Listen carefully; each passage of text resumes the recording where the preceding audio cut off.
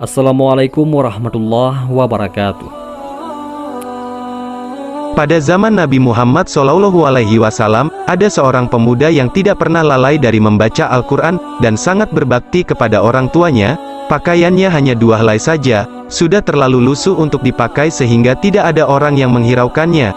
Pemuda ini, jika bersumpah demi Allah pasti terkabul. Dia adalah Uwais Al-Qarni. Beliau tidak dikenali dan miskin serta banyak orang yang suka mentertawakannya, mengejeknya, dan menuduhnya sebagai pencuri serta bermacam lagi penghinaan dilemparkan kepadanya. Pemuda dari Yaman ini telah lama menjadi yatim, tidak mempunyai sanak saudara kecuali hanya ibunya yang telah tua dan lumpuh, untuk memenuhi kehidupan sehari-hari. Uwais bekerja sebagai penggembala kambing, upah yang diterimanya hanya cukup untuk kehidupan harian bersama ibunya. Uwais Al-Qarni telah memeluk Islam pada masa negeri Yaman mendengar seruan Nabi Muhammad SAW yang telah mengetuk pintu hati mereka untuk menyembah Allah, Tuhan yang Maha Esa, yang tidak ada sekutu baginya. Peraturan-peraturan yang terdapat di dalam agama Islam sangat menarik hati Uwais. Banyak teman-temannya yang telah memeluk Islam, pergi ke Madinah untuk mendengar secara langsung dakwah Nabi Muhammad SAW. Hati Uwais juga meronta-ronta untuk dapat pergi ke Madinah bertemu Nabi Muhammad SAW, tetapi beliau tidak mampu karena tidak mempunyai bekal yang cukup untuk sampai ke sana. Apalagi beliau perlu menjaga ibunya, hari berganti hari dan musim pun berlalu, kerinduannya terhadap Rasulullah tak dapat dibendung lagi. Akhirnya, pada suatu hari Uwais mendekati ibunya, mengeluarkan isi hatinya dan memohon izin kepada ibunya agar diperkenankan pergi menemui Rasulullah di Madinah. Sang ibu merasa terharu ketika mendengar permohonan anaknya. Beliau memahami perasaan Uwais, dan berkata, "Pergilah wahai anakku. Temuilah Nabi di rumahnya, dan bila sudah bertemu, segeralah engkau kembali pulang." Dengan perasaan sangat gembira, Uwais berkemas untuk berangkat. Sesudah mencium tangan ibunya yang tercinta, berangkatlah Uwais menuju ke Madinah yang jaraknya sekitar 400 km dari Yaman.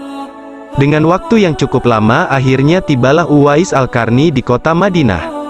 Segeralah ia menuju ke rumah Nabi SAW, diketuknya pintu rumah itu sambil mengucapkan salam. Keluarlah Sayyidatina Aisyah, sambil menjawab salam Uwais. Segera saja Uwais menanyakan Nabi SAW yang ingin ditemuinya. Namun ternyata Baginda SAW tidak berada di rumah melainkan berada di medan perang. Dalam hatinya bergolak perasaan ingin menunggu kedatangan Nabi SAW dari medan perang. Tapi, beliau teringat akan pesan ibunya sudah tua dan senantiasa dalam keadaan tidak sehat itu, agar ia cepat pulang. Disebabkan ketaatan kepada ibunya, pesanan ibunya itu telah mengalahkan suara hati untuk menunggu Nabi SAW.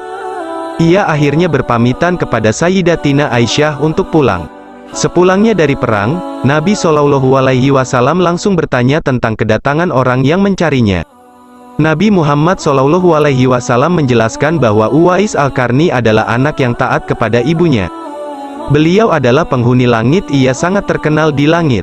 Mendengar perkataan Baginda Rasulullah SAW, Sayyidatina Aisyah dan para sahabatnya tertegun seketika.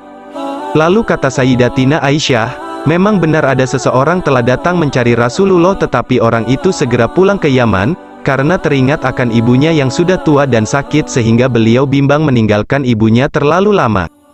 Rasulullah SAW bersabda, "Kalau kalian ingin berjumpa dengan Uwais Al-Qarni, perhatikanlah bahwa ia mempunyai tanda putih di tengah-tengah telapak tangannya."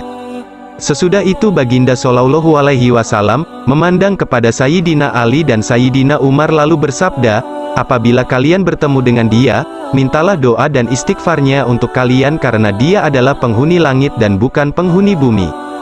Suatu ketika, Uwais Al-Qarni turut bersama rombongan kafilah menuju kota Madinah.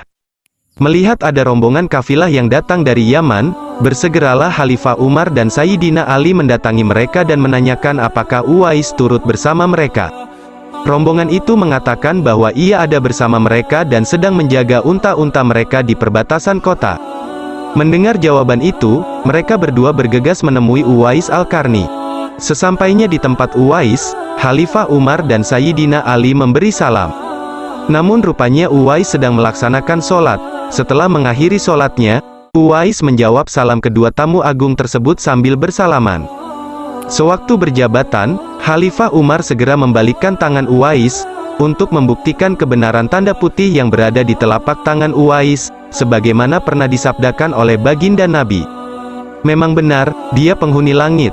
Dan ditanya Uwais oleh kedua tamu tersebut, siapakah nama saudara? Lalu jawab Uwais, Abdullah. Mendengar jawaban itu, kedua sahabat itu pun tertawa dan mengatakan, kami juga Abdullah, yakni hamba Allah. Tapi siapakah namamu yang sebenarnya? Uwais kemudian berkata, nama saya Uwais al-Qarni. Sepanjang perkenalan mereka, tahulah mereka bahwa ibu Uwais telah meninggal dunia.